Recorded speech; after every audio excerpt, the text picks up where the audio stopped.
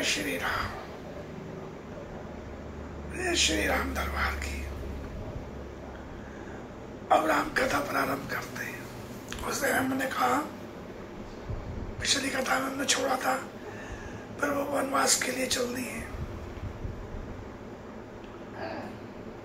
आर्य सुमंत महामंत्री अयोध्या के, उनके रथ में बैठ के प्रभु श्री राम सीता सहित लक्ष्मण सहित चलते थे। सारे नगरवासी दुख में अवसाद में घिरे हुए हैं कि ये दुष्टा के गई ने क्या कर दिया। अच्छा भला हंसता खेलता राज्याभिषेक हो रहा था, ये इसने क्या कर दिया। सब दुखी हैं, सब राम को जाते हुए देखना नहीं चाहते, उन्हें वहीं रोकना चाहते हैं पूरी अयोध्या। अब उधर दशरथ जी आर्य सुमंत को कहला के भेजते हैं कि सरयू के नद से ही, सरयू नदी के किनारे से ही श्री राम को वापस ले आना, उन्हें ज्यादा दूर मत ले आना। बहुत समझाते हैं सुमंत को। आर्य सुमंत रथ में लेके चलते थे। रथ चला रहे हैं आर्य सुमंत और प्रभु श्री राम रथ में बैठे। रथ के चालक को हटा दिया है। सारा नगर पीछे पीछे चल देता है। सरयू के तट पे पहुंचते हैं, विश्राम करते हैं। तो सबसे विनय करते हैं। प्रभु श्री राम कहते हैं, आप लोग सब घर जाओ, नगर में रहो और पिता की देखभाल करना। लेकिन कोई तैयार नहीं होता। प्रभु रात को सोता हुआ छोड़ के उन्हें आर्य सुमंत को लेके आगे चल देते हैं। इधर आर्य सुमंत उन्हें लेके आगे जाते हैं तो प्रयागराज के नजदीक निषाद मिलते हैं। निषाद राज, भीलों के राजा।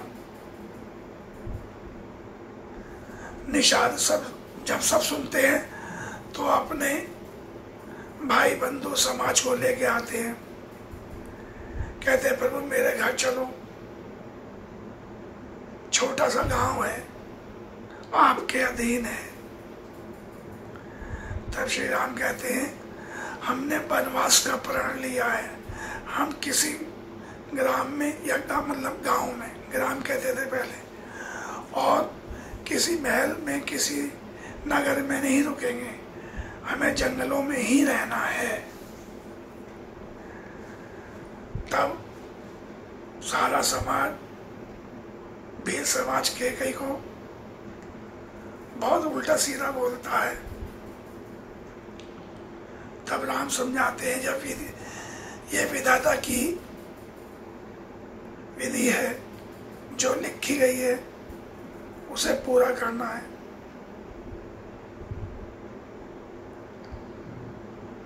तो निषाद राज ने प्रभु श्री राम के साथ बचपन में शिक्षा ली होती है, उनके मित्र होते हैं। जब निषाद को गले लगाते हैं, निषाद राज कहते हैं, मेरे सारे पाप धुल गए। साक्षात ईश्वर मुझे गले से लगा रहे हैं। इससे बड़ा पुण्य मैंने किया है, तभी मुझे ये संजोग मिला है। अच्छे अच्छे ऋषि मुनि गले नहीं लगा पाते हैं। निषाद राज बड़े खुश होते हैं, प्रभु आपने दर्शन दिए। माता को प्रणाम करते हैं, लक्ष्मण भैया के गले लगते हैं। निषाद राज कहते हैं प्रभु गंगा पार करेंगे, तो वहाँ केवट मिलते हैं। केवट के पास बहुत से लोग बैठ कर बता रहे होते हैं किस तरह श्री राम के अंगूठे के छूने से ही मात्र पत्थर की शिला स्त्री में बदल गई। अहिल्या माँ का वर्णन होता है। अब जब श्री राम माता जानकी सहित लक्ष्मण भैया सहित निषाद राज साथ में जब पहुंचते हैं तो केवट कहते हैं प्रभु पहले मैं चरण पखारूंगा। कह रहे भैया ऐसा क्यों है? क्या प्रभु आपके तो अंगूठे छूने से पत्थर की शिला स्त्री बन गई और आसमान में उड़ गई। मेरी तो नाव लकड़ी की बनी हुई है। ये तो मेरी रोजी रोटी का सारा मेरा परिवार चलता है इससे। अगर इससे कुछ हो गया तो मैं क्या करूंगा? मेरे पास तो कोई और जरिया भी नहीं है। सुना है आप भव से पार कराते हैं, भव सागर से। मैं तो आपको गंगा ही पार करा रहा हूं। पर वो मैं चरण पखारे बगैर आपको अपने नाम में नहीं चढ़ने दूंगा। तो प्रभु कहते हैं चल भाई पकार ले पैर भाई। हमें परली पार छोड़ दिया। जब वो कहते हैं परली पार छोड़ दिया तो मिठास देखिए। चरण पखारते कहते हैं पर वो परली पार तो मैं छोड़ जाऊंगा, आप भी मुझे परली पार कर दीजिए और मेरे समाज को। तो कहते हैं केवट से कहते हैं भैया हमारे पास दक्षिणा देने के लिए कुछ नहीं है। क्या प्रभु मुझे दक्षिणा चाहिए ही नहीं, मुझे तो आप इस भवसागर से पार करा देना, मैं आपको गंगा पार करा देता हूं। पर वो समझ जाते हैं गुरु बृहस्पति की बुद्धि केवट में आ गई है। कहते हैं चलो भैया कोई बात नहीं, तूने पैर पखार लिए। जब पैर पखार लेता है तो गंगा मैया कहती है सोचती ये प्रभु तो नहीं है, ये क्षीर सागर के विष्णु तो नहीं है। उनको भी मोह हो जाता है गंगा मैया को। लेकिन जैसे ही अहिल्या का वर्णन सुनती हैं, अपने दिव्य नेत्रों से देखती हैं, नहीं ये प्रभु श्री राम जो है वही साक्षात विष्णु है। वो उन्हें प्रणाम करती हैं।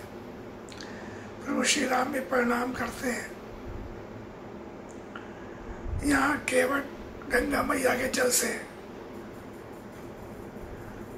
चरण पकारते हैं। फिर अपने समाज के लोगों से कहते हैं कि ये चरणामृत पी लीजिए, ऐसा चरणामृत कभी नहीं मिलता, ये अमृत मिल जाएगा लेकिन भगवान के चरणों का अमृत नहीं मिलेगा। जिस ईश्वर की सब प्रार्थना कर रहे हैं, इसे सब पाना चाहते हैं, अपने हृदय में बसाना चाहते हैं, इस संसार के मोह लोभ काम क्रोध से छूटना चाहते हैं, उनका चरण कमल के पखारे हुए गंगा जल को पीने से तो साक्षात मुक्ति मोक्ष मिल जाएगा। ये बात केवट समझ जाते हैं। वह पूरे समाज को, अपने को, परिवार को वो गंगा जल पिलाते हैं। फिर श्री राम को पल्ली पार छोड़ने चलते हैं। निषाद राज भी उस चरण अमृत को पीते हैं। कहते हैं प्रभु पता नहीं कौन से पुण्य किए होंगे जो मुझे आपका साथ प्राप्त हुआ, आपकी सेवा करने का मौका मिला। और पशु पक्षी ऋषि मुनि सब देख रहे हैं कि आज तो साक्षात ईश्वर धरती पर भ्रमण करने आए हैं माता के साथ, माता लक्ष्मी रूपी सीता के साथ, शेषनाग साथ में लक्ष्मण। इससे बड़ा क्या होगा। सब अपने अपने कुटियाओं से निकलकर दर्शन कर रहे हैं, प्रणाम कर रहे हैं, प्रभु सबको आशीर्वाद दे रहे हैं। भरद्वाज ऋषि के आश्रम में पहुंचते हैं। भरद्वाज ऋषि भाग के तुरंत उन्हें अपने गले लगा लेते हैं कि प्रभु अपने चरण तो छूने दीजिए। कहते हैं प्रभु ये पाप मत चढ़ाइए, चाहे मैं भले गुरु रूप में हूं, गले लग जाइए। संसार का असीम अपरंपार प्रेम जिसके लिए सारे देवता तरसते हैं, सारा संसार तरसता है, वो मुझे आपको गले लगाने से मिल रहा है। कुछ क्षण गले लगे रहने दीजिए। प्रेम की भाषा देगी। मैं तो क्या सुनाऊंगा प्रेम की भाषा। कहते हैं प्रेम की भाषा जब चलती है तो करुणा का रस बरसता है, कोमलता आ जाती है शब्दों में, हृदय के अंदर पवित्रता आ जाती है, मन बड़ा शांत हो जाता है। ये प्रभु के प्रेम का रस है। भारद्वाज ऋषि बड़े प्रसन्न होते हैं, उन्हें बैठाते हैं, उनका आदर सत्कार करते हैं।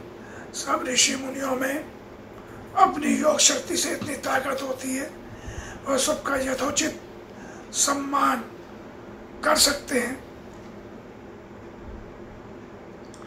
भरद्वाज ऋषि से उनकी चर्चा होती है प्रभु श्री राम की,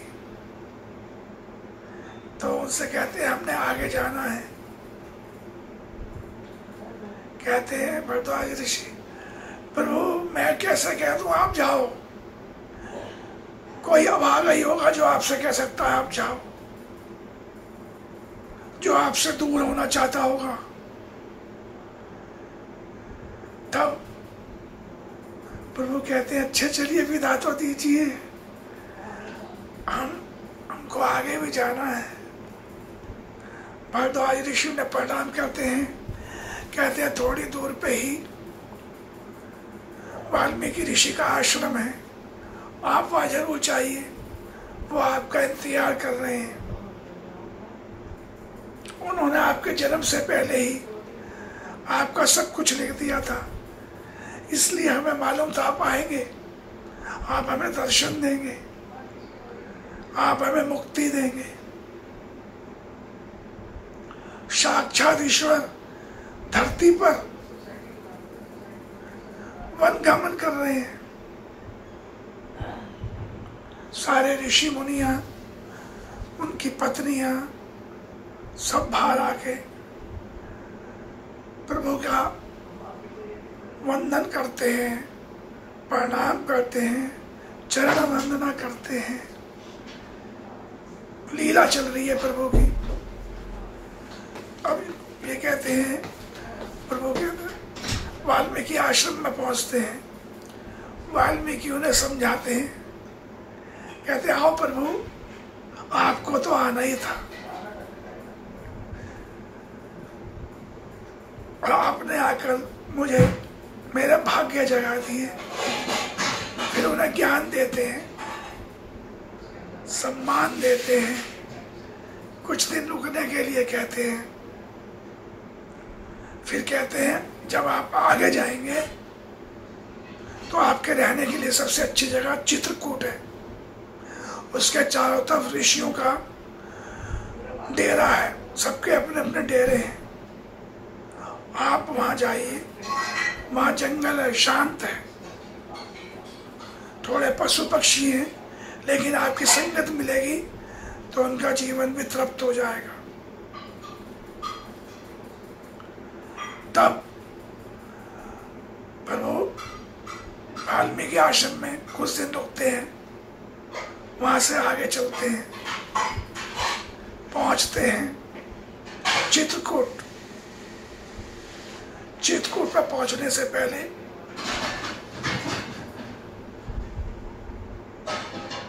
आश्रम मिलता है अत्रि ऋषि। अत्रि ऋषि जिन्होंने भगवान शंकर के माता पिता बने थे, माता अनसुईया। माता अनसुईया वही हैं जिन्होंने ब्रह्मा विष्णु महेश को अपने तप से बालक बना दिया था। जब आश्रम पहुंचते हैं तो अत्रि ऋषि के तीनों चरण छूते हैं। इतने में माता अनसुईया आ जाती हैं, उनकी चरण वंदना करते हैं। तो ऋषि अत्रि मना करते हैं, पर वो ऐसा मत कीजिए। कहते नहीं, आपने हमारे पिता की भूमिका करी थी, माता ने मुझे बालक बनाया था, तो आप हमारे पिता हैं। और माता तो माता ही अनसुईया है। माता अनसुईया उन्हें देख के बड़ी प्रसन्न होती है कि वो तो आपका बाल रूप था या फिर विष्णु रूप, मगर श्री राम का रूप देखने के लिए तो हम आपका इंतजार कर रहे थे। तब माता अनसुईया सीता को एक साड़ी देती है। कहते हैं, पुत्री, यह साड़ी कभी गंदी नहीं होगी, इसे कभी धोने की जरूरत नहीं पड़ेगी, आप हमेशा ये पवित्र बनी रहेगी, चाहे आप इसे पहन के लेटे सोएं। ये ऐसी साड़ी है।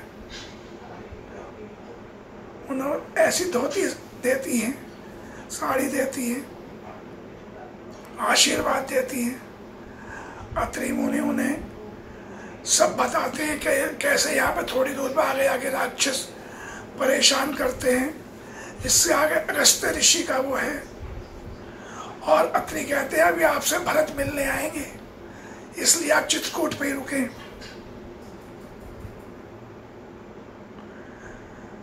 और उनके रहने के लिए कुटिया का सबका इंतजाम करते हैं।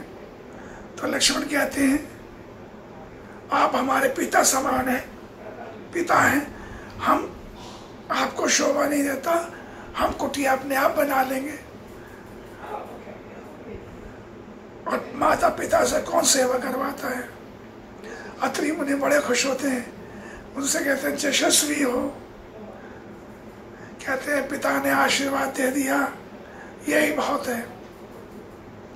इधर भरत महल में पहुंचते हैं तो मंथरा की चुगलखोरी से अपनी माता की बुद्धि का विनाश देखते हैं। तब कहते हैं, मंथरा को शत्रुघ्न लात मार के कहते हैं, निकल जाए यहाँ से। तब ये बनती है चुगली की धार, खून के रिश्तों को काट कर रख देती है। यह मुहावरा उस टाइम सिद्ध हुआ था। चुगली करने वाले का मुक्ति नहीं मिलती, उसका एक जन्म खराब नहीं आता, उसका हर जन्म खराब जाता है। यह भरत का श्राप था मंथरा को। और माता कैकेयी से कहते हैं, तू मेरी माता कैसे बन गई? मैंने कौन सा पाप कर दिया जो तेरे पेट से मैंने जन्म लिया? तो मेरी माता के योग्य है ही नहीं। सारा पाप तेरा किया हुआ मेरे सर पे चढ़ गया है। सब लोग संसार मुझे बुरा भला कहेगा कि एक भाई की माता ने दूसरे भाई को वनवास दिला दिया। प्रकार से उल्टा सीधा बोलते हैं। भरत का प्रेम देखो, एक भाई का प्रेम, निश्चल, निस्वार्थ, निष्पाप, निष्कलंक, ना कोई लोभ, ना कोई लालच।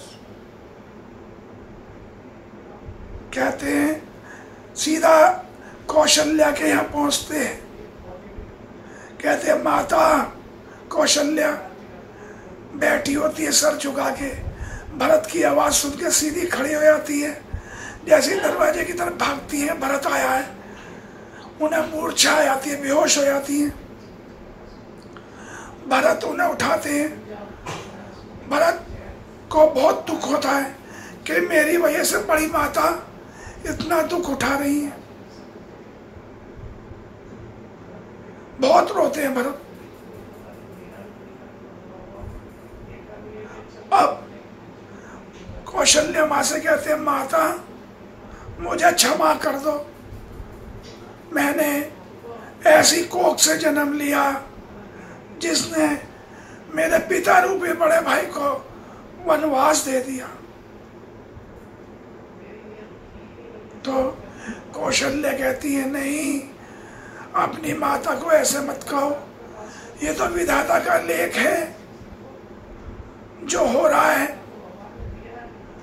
माता माता ही होती है। तो भरत कहते हैं माता आपका तो हृदय विशाल है क्योंकि आप माँ हैं, मैं पुत्र हूं, मेरा हृदय इतना विशाल नहीं है जो मैं कैकेयी को क्षमा कर दूं।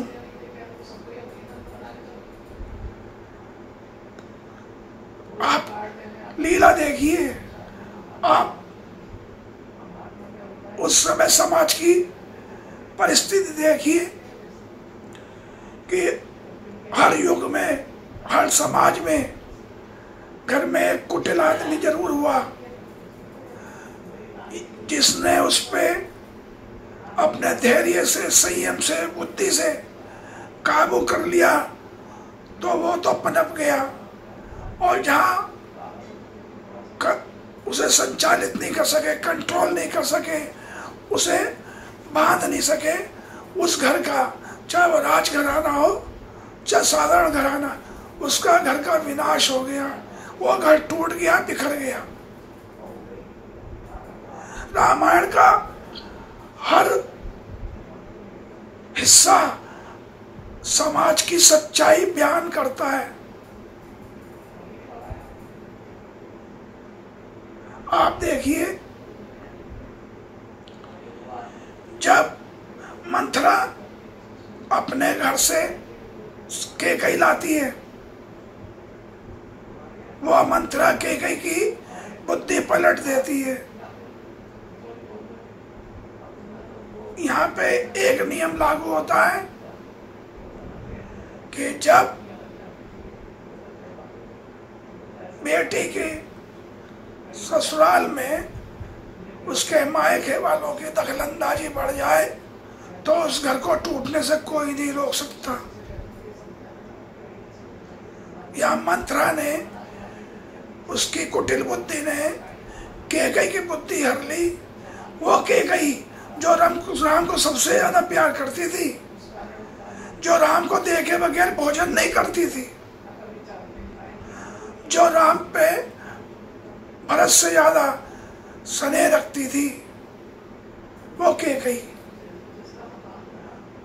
जो कैकेयी ने दशरथ के साथ देवताओं की लड़ाई में दिया था।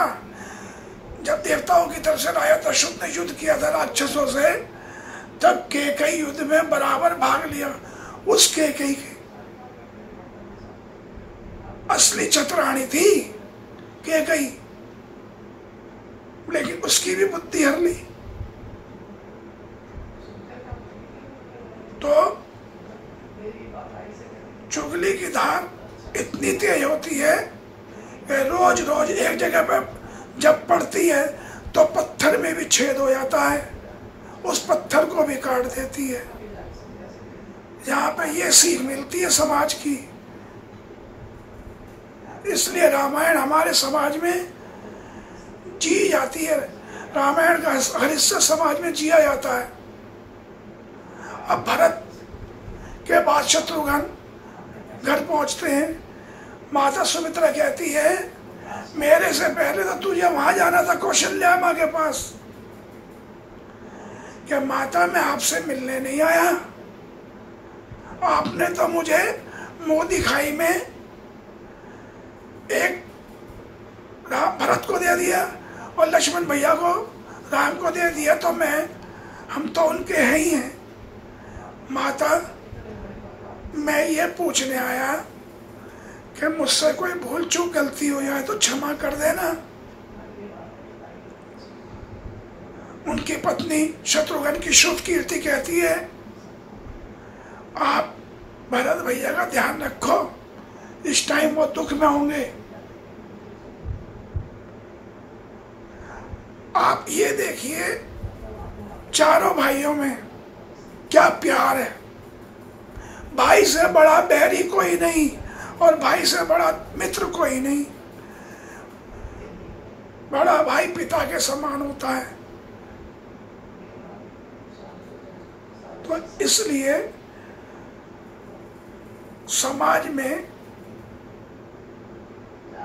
हमारे बड़े भाई को पिता के समान देखा गया, मगर जब परिवार में कुटिलता आ जाए, दोष आ जाए, तो रिश्ते नाते भी एक अच्छे भले कपड़े में उसको भी छीना तार तार कर देते हैं। उस तरह रिश्ते भी तार तार हो जाते हैं। कौशल्या रोती है, गोदी में बैठा लेती है भरत को।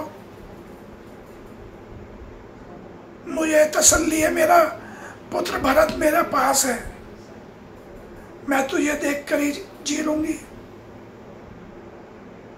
वो तो अपने पिता की आज्ञा पूरी करने गया है। भरत कहते हैं माता भैया को मैं लाऊंगा। अगले दिन सभा बुलाते हैं, ऋषि वशिष्ठ और सब मंत्रियों को बुलाते हैं, आर्य सुमंत को बुलाते हैं,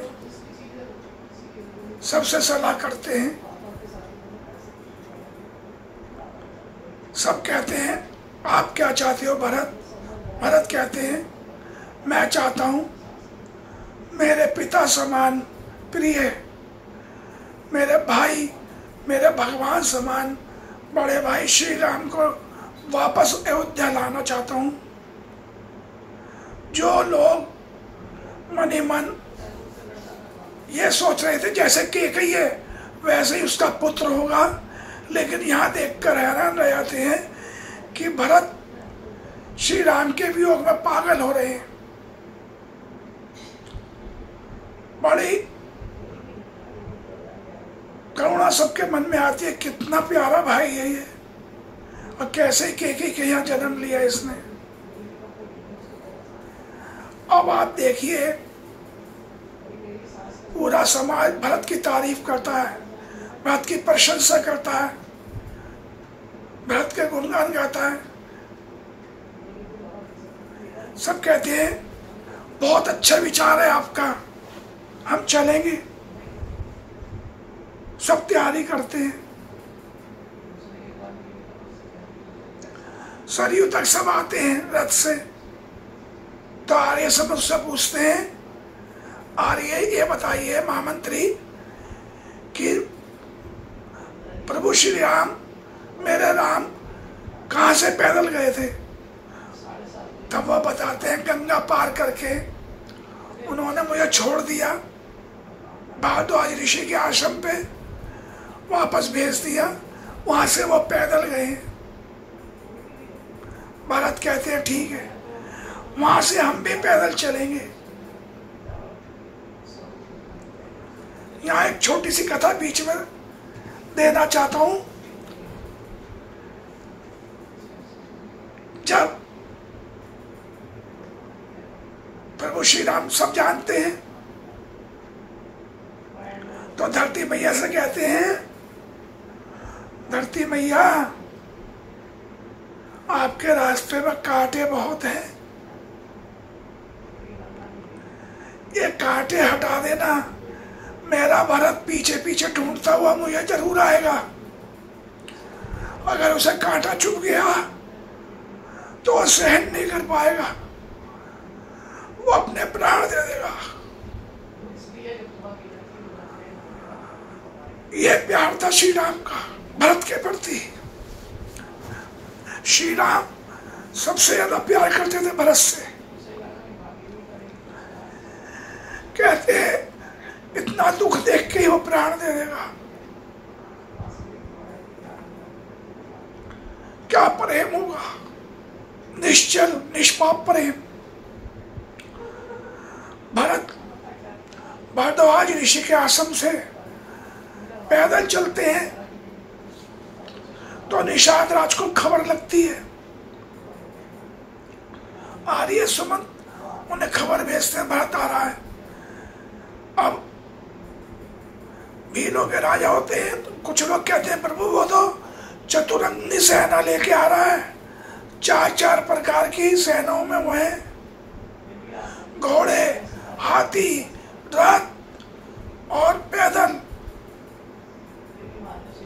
कहते हैं भरत क्या पूरा युद्ध करने जा रहा है?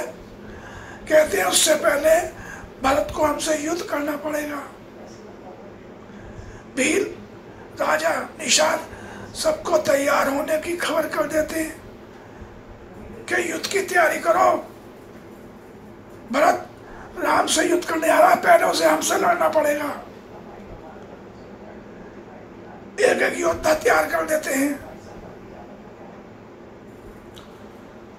युद्ध की तैयारी कर लेते हैं, सब तैयार हो जाते हैं कि हम एक भी आदमी को जिंदा नहीं जाने देंगे, जीवित नहीं छोड़ेंगे। उनमें से एक बुजुर्ग बोलता है, निषाद राज पहले पता तो कर लो कि बात क्या है। ऐसे जल्दी में कोई निर्णय लेना सही नहीं है। जल्दी में लिया गया निर्णय हमेशा नुकसान पहुंचाता है, कभी कभी विनाश का कारण बन जाता है। इसलिए फैसला सोच समझ के लेना चाहिए। आप जल्दी मत बचाओ। निषाद राज कहते हैं हाँ भाई ये सही कह रहे हैं बुजुर्ग, पहले मुझे कुछ खुद जाना चाहिए कि आखिर भरत चाहता क्या है। निषाद राज भरत के पास पहुंचते हैं तो आर्य सुमंत बताते हैं ये प्रभु श्री राम के मित्र हैं। निषाद राज उधर पैरों में गिर जाते हैं भरत के, तो भरत उन्हें उठाते हैं, गले से लगाते हैं। आप मेरे भैया के मित्र हैं, आप मेरे बड़े हैं, आप मेरे सखा हैं, मेरे मित्र हैं। मेरे भैया कैसे कहाँ रुके थे? निषाद राज से पूछते हैं। तो निषाद राज को मन में बड़ी गलानी होती है, क्या मैं कितना गलत समझ रहा था। सच कहा है पुराने बुजुर्गों ने, बगैर सोचे समझे जल्दी से निर्णय लिया गया निर्णय विनाश का कारण बनता है। मैंने आपको बार बार कहा रामायण से हर चीज सीखने को मिलती है कि सोच समझ के निर्णय लिया जाना चाहिए। तो निषाद राज कहते हैं भरत से, भैया मैं तो आपसे युद्ध की तैयारी कर रहा था, लेकिन मैंने कहा पहले भैया को देखो सही बात क्या है। कहते निषाद से कहते पर भैया तुम मार देते थे, कम से कम ये कलंकित शरीर जिंदा तो नहीं रहता। जिसने अपने पिता रूपी भाई को वनवास भेज दिया, जिसकी माता ने। उधर निषाद राज रो रहे हैं, इधर भरत रो रहे हैं। कहते हैं कितना प्यारा भाई है जो अपने भाई के लिए अपना सब कुछ न्यौछावर करने के लिए तैयार है। त्याग की भावना, रामायण सबसे पहले त्याग करना सिखाती है। जो आदमी त्याग करने नहीं आता, जानता है, जिसमें त्याग की भावना नहीं होती, आधा पापी तो वैसे ही बन जाता है। क्यों? त्याग करना, क्रोध का त्याग करना, लालच का त्याग करना, गलत बातों का त्याग करना, गलत संगत का त्याग करना, किसी के भलाई के लिए त्याग करना, किसी के अच्छे के लिए त्याग करना। त्याग में बहुत ताकत होती है। निषाद राज के गले में बाहें डाल के चल देते हैं। निषाद राज कहते हैं प्रभु श्री राम तो थे ही, भरत भैया तो उनसे भी अच्छे। किसका वर्णन कैसे करूं? तुलसीदास भी कहते हैं क्या लिखूं, मैं तो कलम में भी इतनी ताकत नहीं है जो मैं इस वर्णन को वर्णन कर सकूं। अब यहां पर भरद्वाज ऋषि से के आश्रम में पहुंचकर सब विश्राम करते हैं। भरद्वाज ऋषि यथोचित सबका सम्मान करके सबको आराम करते हैं, सबका सत्कार होता है। फिर वहां से वो अगले दिन चलते हैं, भरद्वाज ऋषि से विदा लेते हैं। इसमें एक संदेश ये भी जाता है क्या कि पहले जितने गुरुकुल हुआ करते थे, जितने ऋषि मुनियों के आश्रम हुआ करते थे, उन्हें राज्य से सहयोग रूप में कुछ राशि भेज दी जाती थी, जिससे हमारे यहाँ जो चौथा आश्रम होता था वानप्रस्थ आश्रम, उसमें बहुत से परिवार या बहुत से बुजुर्ग अपने आप जाके भगवान के नाम में रम जाए, इसलिए उन आश्रमों में चले जाते थे। तो उन आश्रमों का खर्चा राज्य सरकारें या उस टाइम की सरकार यानी कि राया चलाया करते थे। बहुत जबरदस्त व्यवस्था थी। आगे पहुंचते हैं, मैं शॉर्ट में करके सुना रहा हूं, नहीं तो कथा तो ये महीनों महीनों चलती रही, खत्म ही नहीं होने की है। कहते हैं ना, राम कथा के बारे में तो वैसे भी फेमस है, ये बात प्रसिद्ध है, हरि अनंत, हरि कथा अनंता, कहे सुनी सब बहुविधि संता। कि हरि अनंत है, हरि कथा उससे भी ज्यादा अनंत है। हर ऋषि ने, हर मुनि ने, हर कथावाचक ने अपने अपने हिसाब से, अपने अपने प्रेम के स्वभाव से भगवान की भक्ति में लीन होकर तरह तरह से कथा कही है। तो वाल्मीकि उनका सत्कार करते हैं, मिलते हैं, उन्हें बताते हैं चित्रकूट में प्रभु श्री राम हैं, आप आराम से जाओ, माताओं को थोड़ा आराम करने देना। वाल्मीकि ऋषि सबके हिसाब से वहां पे उनका विश्राम करने का इंतजाम कर देते हैं, प्रबंध कर देते हैं।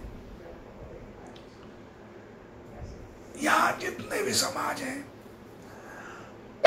जो राजा दशरथ के अधीन थे, अयोध्या के अधीन थे, सब आते हैं, भरत के दर्शन करते हैं,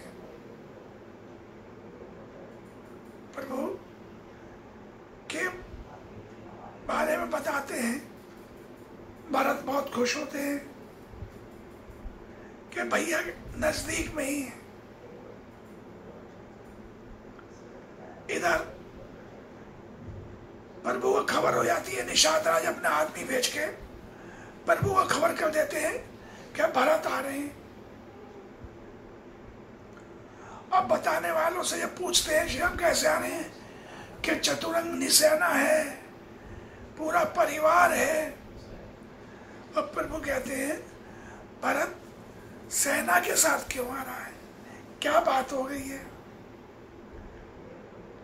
वो जानते हैं मेरा प्रिय भरत है, मेरा प्यारा है, कहीं अयोध्या में कोई परेशानी तो नहीं खड़ी हो गई है। लेकिन लक्ष्मण उसे अलग रूप में ले आते हैं। वो दूतों के सामने कहते हैं मैं पूरी अयोध्या को डुबो दूंगा, सबका विनाश कर दूंगा। जो मेरे प्रभु राम की तरफ आंख उठाकर भी देखेगा, मैं सौगंध खाता हूं सीताराम की, जिनकी निगाह उठी मैं उसका विध्वंस कर दूंगा, विनाश कर दूंगा। तब आकाशवाणी होती है लक्ष्मण जल्दी से क्रोध में मत आओ, भरत श्री राम से मिलने आ रहे हैं, युद्ध करने नहीं। तब भरत को ग्लानि महसूस होती है कि ये मैंने गलत कर दिया, जोश में ज्यादा बोल गया। इसलिए कहा जाता है होशो आवाज में बोलो, दिमाग को संतुलित करके, हृदय को शांत करके बोलो। कभी कभी आपके बोल सामने वाले को घायल कर देते हैं। शब्द ऐसे हैं कि महके तो लगाव पैदा करते हैं, और शब्द बहक जाए तो घाव कर देते हैं। ऐसा घाव जो किसी दवाई, किसी औषधि से नहीं बढ़ता। कभी कभी यह घाव इतना गहरा हो जाता है शब्दों का, जिसका कोई उपाय नहीं है, जिसकी कोई क्षमा नहीं है। ज्यादा बोलने से कभी कभी ऐसा पाप हो जाता है, और गलती की क्षमा तो मिल जाती है, लेकिन पाप की अर्थात गुनाह की सजा नहीं मिलती है, क्षमा नहीं होती, माफी नहीं मिलती है। लक्ष्मण यहाँ पे क्षमा मांगते हैं, गलती हो गई। वो तो अच्छा हुआ भरत सामने नहीं है। फिर वो श्री राम से कहते हैं भैया गलती हो गई। कहते हैं लक्ष्मण थोड़ा शांत रहा करो, सोचो समझो भरत आ क्यों रहा है, क्या राजनीतिक व्यवस्था हो गई है।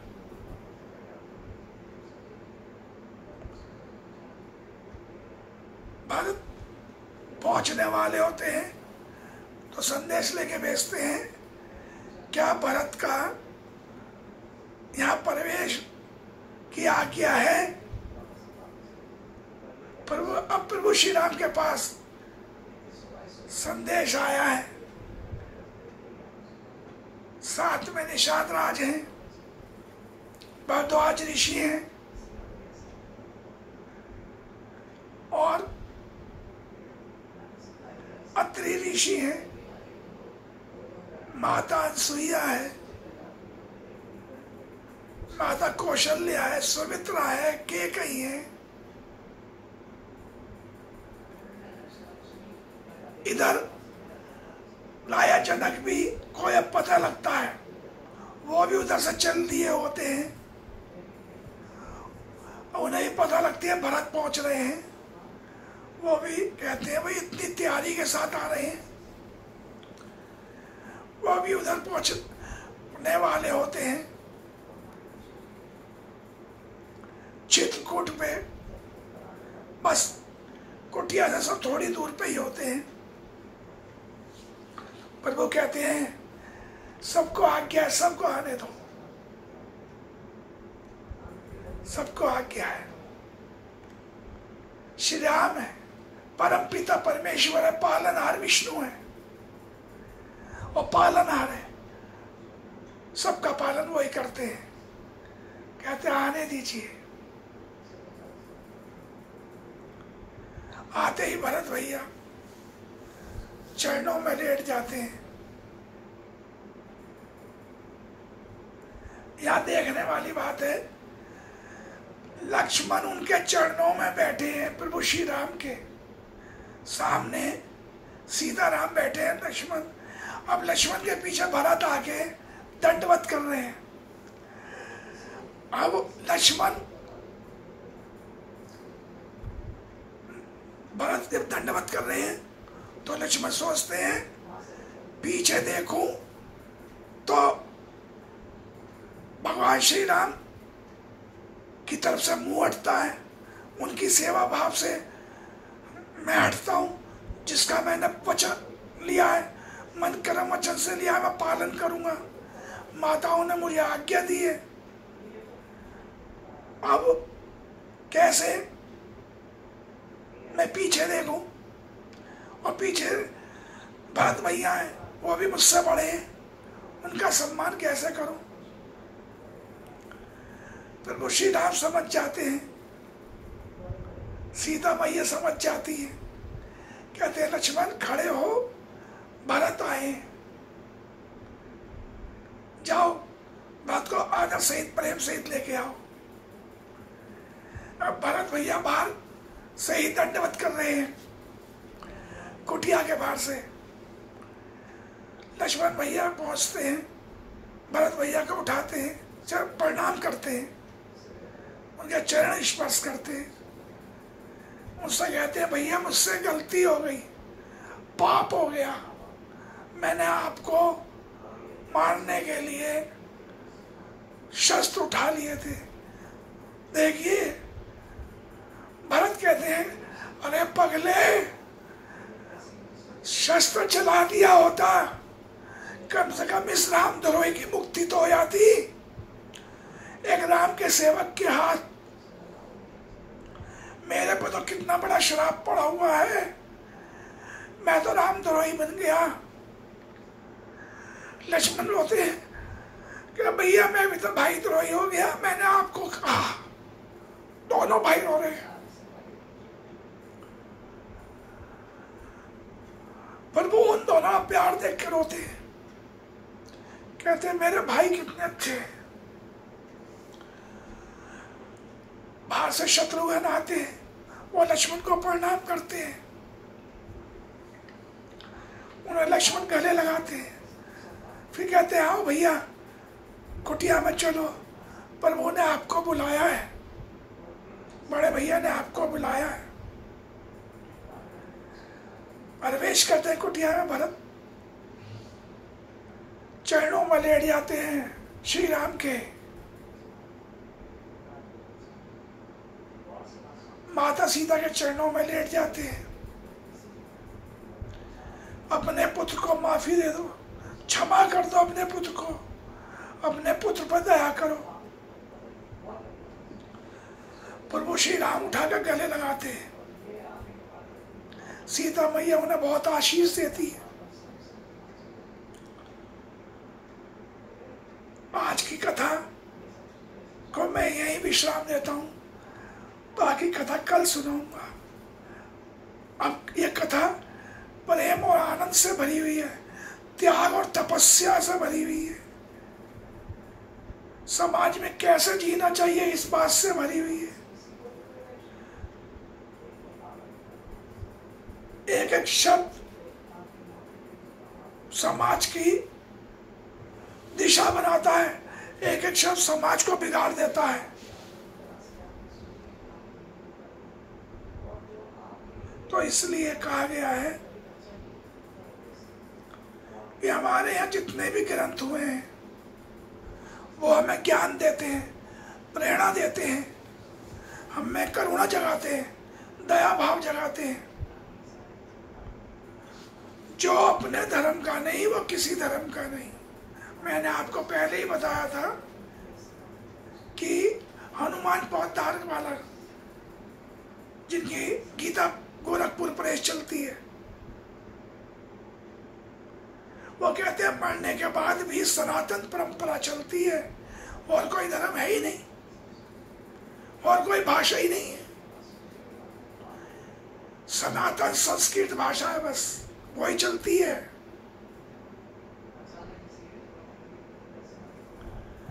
और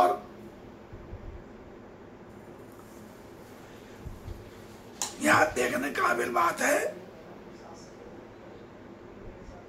रामायण में लिखा है जब भरत पहुंचते हैं कैकेयी को श्राप देते हैं कि जो स्त्री चुगलखोरी करके घर बर्बाद करेगी उसका हर जन्म में तिरस्कार होगा, विनाश होगा। ये आप रामचरितमानस में ही पढ़ना और रामायण में भी पढ़ना, बिल्कुल यही लाइन लिखी हुई है। इसलिए तमाम माताओं बहनों बेटियों से ये विनती है, कभी चुगली ना करें, घर में चुगली करके घर का विनाश ना करें। और पुरुषों को चाहिए चुगली सुन के पत्नी या पति या माँ की चुगली के करने से या बेटी की चुगली करने से कोई फैसला ना लें, अपना सोचे समझे बुद्धि लगाएं, परिस्थिति देखें, सामने वाले की परिस्थिति देखें, उसके बाद तब भी फैसला बहुत सोच समझ के करा जाए। ये रामायण सिखाती है। चलिए कथा यही विश्राम करते हैं, कल सुनाता हूँ आपको। जय श्री राम।